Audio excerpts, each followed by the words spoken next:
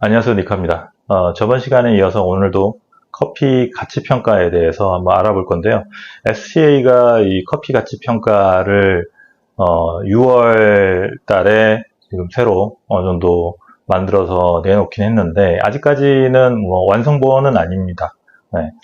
아니지만 그래도 이제 SCA 입장에서는 지금 이 시스템을 계속 발전시켜서 좀 전 세계 커피 업계 표준으로 만들고 싶어 하는 것 같아요. 일단은 이 CBA 커피 가치 평가, SCA의 커피 가치 평가가 어떻게 구성되어 있는지에 대해서 잠깐 얘기를 드릴게요. 이거는 기존의 SCAA일 때 사용했던 그 스페셜티 커피의 평가와 거의 흡사해요. 네.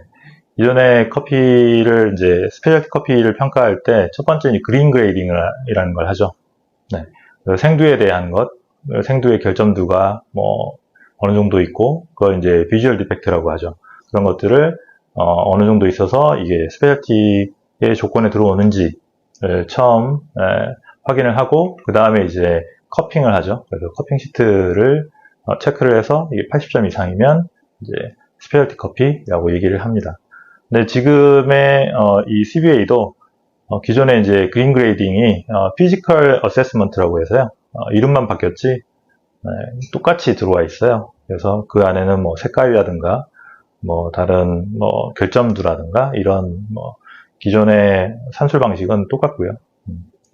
그런데 이제 조금 달라진 거는 사실상 거의 80년대에 만들어진 이 SCAA의 시트가 어떻게 보면은 그 당시의 트렌드를 반영할 수밖에 없었죠. 그러다 보니까 이 SCAA의 기존의 이제 스페셜티 평가 방식이 워시드 커피, 워시드 커피의 기본 집중될 수밖에 없었어요. 왜냐면 그 당시에는 내추럴 커피는 좋은 커피라고 보질 않았기 때문에 워시드 커피 위주로 모든 것들이 구성되어 있었죠.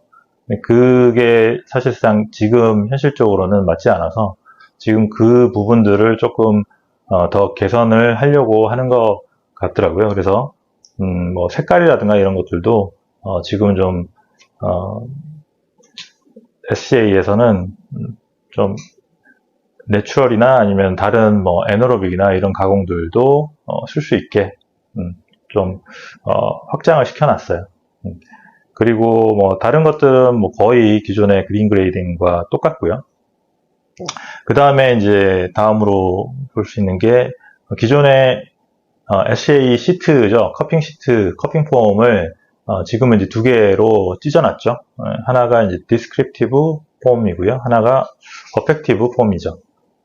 디스크립티브 폼은 뭐 기존의 그러니까 보통 애트리뷰트라고 하는 기존에 이제 우리가 뭐 예를 들어서 엑시디티에서 뭐 맛이 어떻다, 뭐 프레그런스에서 향이 어떻다 이런 것들을 묘사적인 것들은 이제 따로 빼고 그리고 이제 점수를 주는 것들은 또 따로 빼서 시트를 두 개로 만든 거죠.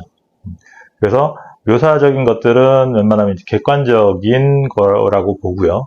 그 다음에 점수를 주는 거는 좀 주관성이 굉장히 크게 작용한다라고 그런 전제하에 지금의 시트를 만들어 놨어요.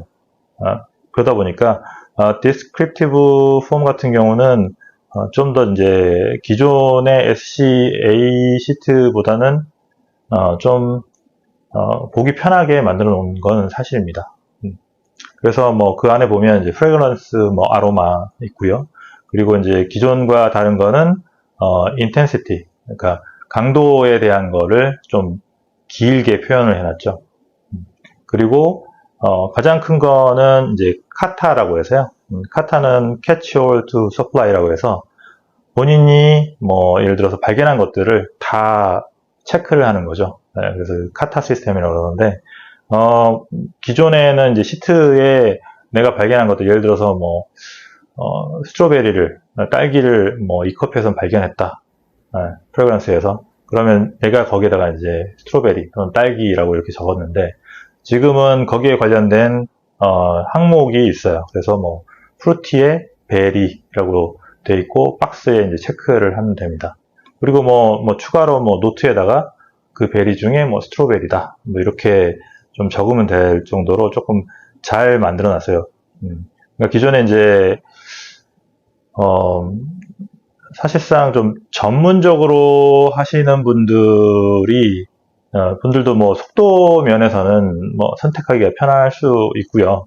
오히려 좀 처음 시작하시는 분들, 처음에 시트를 쓰시는 분들은 좀 더 편하게. 왜냐면, 처음, 우리가 배우는 학생들 같은 경우는 뭐 예를 찾기가 사실상 쉽지 않거든요. 그러다 보니까 이제 플레이버 휠을 자꾸 보면서 이것들을 찾는데 그게 조금 이 안으로 들어온 느낌. 네, 그래서 좀 쓰기 편해졌다라고 볼 수 있고요. 그 외에 뭐 플레이버나 애프터테이스트도 마찬가지고요. 그 다음에 뭐 엑시티, 스위트니스, 마우스필 이렇게 해서 마우스필도 기존에 뭐 좀 사람들이 어떤 거를 써야 될지 모를 때 이렇게 예로서 표현을 해놨죠. 당연히 이제 여기에는 룰이 있죠. 선택에는 어느 정도의 룰이 있습니다. 그래서 몇 개까지 선택하고 이런 것들은 다 이제 정해져 있고요. 그 다음에 기존에 그러니까 이게 이제 6월에 새로 발표된 건데 기존의 디스크립티브 폼하고는 좀 달라진 게 한 가지가 있어요.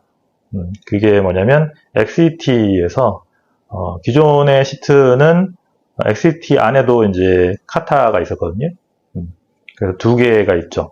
드라이 XET와 스위트 XET 이 두 개의 항목이 있었는데 사실상 그때 이제 저도 처음에 봤을 때 사실 이해가 안 갔어요. 이 부분이. 왜냐면 보통 XET라고 하면 이제 단맛을 전제로 하는 게 사실상의 XET거든요. 근데 이제 스위트 XET라는 건 뭐 이해를 할 수 있는데 드라이 XET라는 용어 자체를 사실상 잘 쓰지도 않고, 네. 그 다음에 드라이 XET라는 단어 자체가 쓰지 않는 이유는 사실 그게 맞는 용어가 아니에요.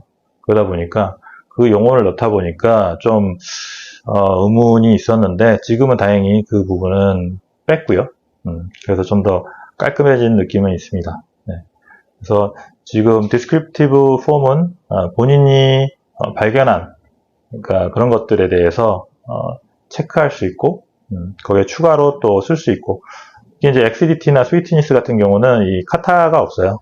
그러다 보니까 자기가 이제 기존하고 똑같이 본인이 발견한 뭐 오렌지, 뭐 사과, 뭐 이런 것들을 쓸 수 있게 해놨고요. 뭐 스위트니스도 뭐 시럽, 뭐 브라운 슈거 이런 것들도 본인이 직접 적게 해놨고요. 그리고 뭐 플레이버 애프터 테이스트에는 이제 메인 테이스트라고 해서 우리가 보통 이제 혀에서 감지하는 신단, 쓴짠 그리고 이제 우마미 이걸 선택하게 돼 있죠. 여기서는 이제 최대 2개고 뭐 조건이 있어요. 뭐 컵에서 뭐 모든 게 다 나와야 된다 뭐 이런 조건들이 있는데 그런 조건들은 나중에 시간이 될 때 제가 얘기 드리도록 하겠습니다.